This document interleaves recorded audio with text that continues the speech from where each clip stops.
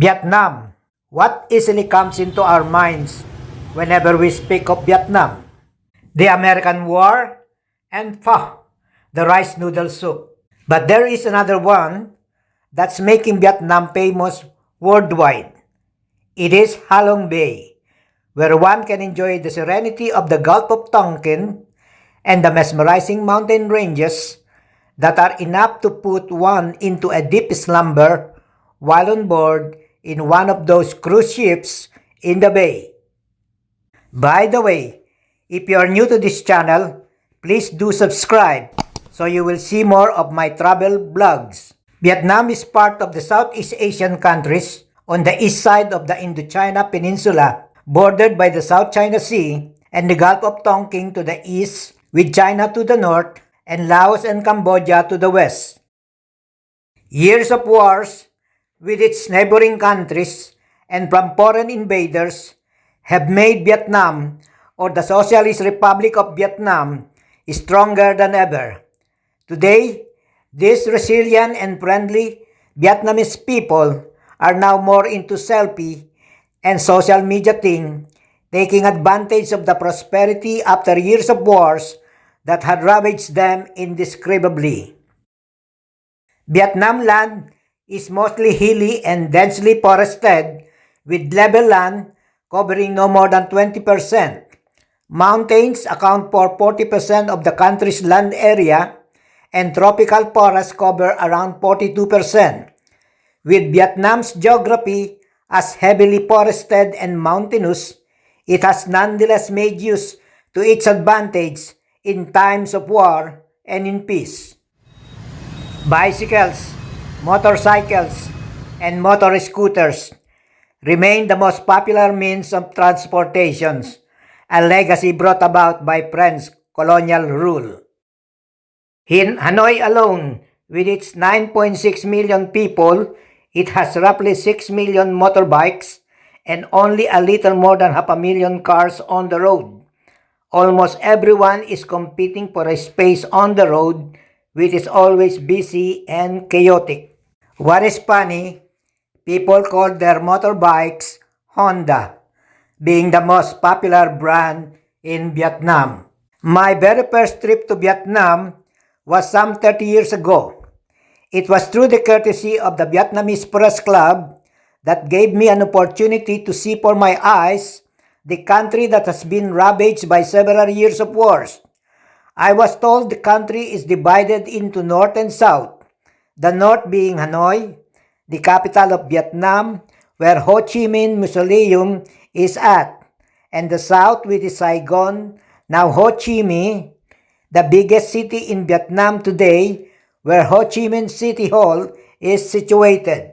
While in Saigon, I saw the unbelievable, mostly 4.5 feet Cu Chi tunnels, or Cu Cay in Vietnamese. These small tunnels had saved thousands of lives during heavy aerial bombings and had caused the loss of equally thousands of lives too while defending the tunnels.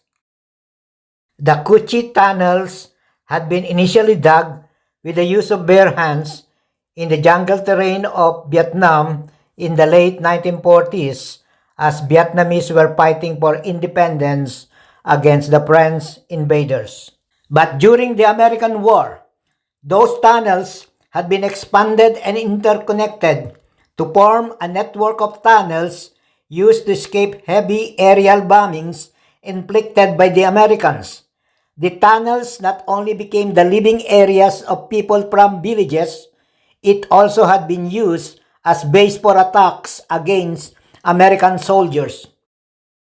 In Hanoi, the passage of the original Maison Centrale still stands today, a prison house built by the French colonialists to incarcerate dangerous convicts, those awaiting sentencing, as well as political detainees advocating independence from France. It was the most inhuman prison where inmates were subjected to tortures, executed by guillotine, and kept under subhuman conditions. Renamed as Hoa Lo Prison, detained wounded U.S. soldiers branded the prison as Hanoi Hilton. The late U.S. hero John McCain almost killed himself twice during his 5 years of incarceration. After a big portion of the prison camp was demolished, today Maison Central is now a museum. Vietnam has really fascinated me ever since I came to visit some decades ago, especially their noodle soup called pho that I got to enjoy initially in one of the open-air front store vendors that line the streets of Hanoi. Pho is said to have originated in Hanoi. So in my second visit, I flew right to Hanoi where I savored again Vietnam's authentic famous rice noodle soup. Walking around the streets where my hotel was, I saw the street name has the word Pa on it. All the streets in the neighborhood have the word Pa, preceding the street names like Po Hang Bong, Po Hang Tiek, Po Hang Non, and Po Hang Gai, and so on. But here's the thing that I learned later. The word Pa that precedes the name of the street means street, district, or neighborhood. The difference between the two Pa is in their pronunciation. Until I found a Pho restaurant, my nostril immediately picked up the aroma of a cilantro, onion, and spicy chilies. I remember the best pho are peddled in the streets of Vietnam, but now several restaurants offer pho.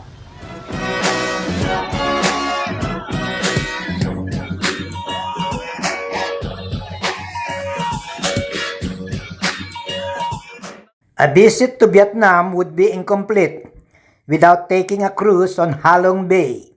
As the late Anthony Bourdain of Parts Unknown said, "You'll never see a place as Halong Bay anywhere else in the world." It is so beautiful and unspoiled that it's one of the most visited places in Vietnam today, with tourists coming from all over the world. No wonder Halong Bay attracts some 2.58 million visitors yearly. Imagine the breathtaking scenery of limestone mountain ranges of karst and islets that appear to grow out of the sea silhouettes with its dramatic muted gradation of gray colors. It is so photographically fantastic. Due to the stunningly wonderful seascape of thousands of islands that rise from the emerald water, Halong Bay has been designated as a UNESCO World Heritage Site. It is also now considered as one of the new 7 wonders of nature. Or watch a Vietnamese woman row her boat loaded with goods, sometimes under the heat of the sun or the occasional rain or the coldness of winter, as close as she can get to a junk boat anchored in the bay to sell her wares.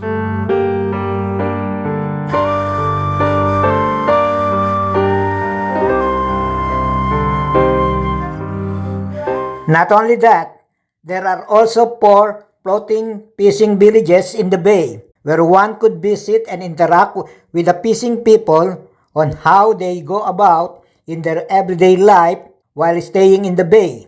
It is so fulfilling that when you immerse yourself with those people and on some occasions even eat with them, you easily feel their friendliness as they project those easy smiles on their faces.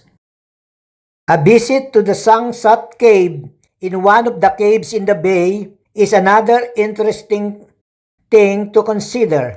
Take a leisurely walk on some of the 50 steps going up the grotto's mouth to experience the beauty of the stalactites and stalagmites lit up by different subtle and unobtrusive colored lights. Then enjoy the breathtaking panoramic view of the bay right outside the mouth of the cave, where several livable cruise ships, better known as junk boats, are anchored down below in the shallow turquoise waters of Halong Bay. Or go down the beach and enjoy the cool waters of Halong Bay. And just before you wind up your trip, don't forget to drop by in one of those art shops in Hanoi that converts scrap pieces of silk into vibrant, colorful arts by the skillful hands and creativity of people with disabilities. By dropping by in those shops, you'll give hope to those artists to improve their lives and help them integrate as productive members of the community. And one more thing, Vietnam is the most inexpensive country in Southeast Asia. It is about from 5% to 25% less than what it would cost one in many other Southeast Asian countries, and less than half of what one would pay in the West, aside from being a relatively safe place to enjoy. So, the next time you travel, make Vietnam as your destination.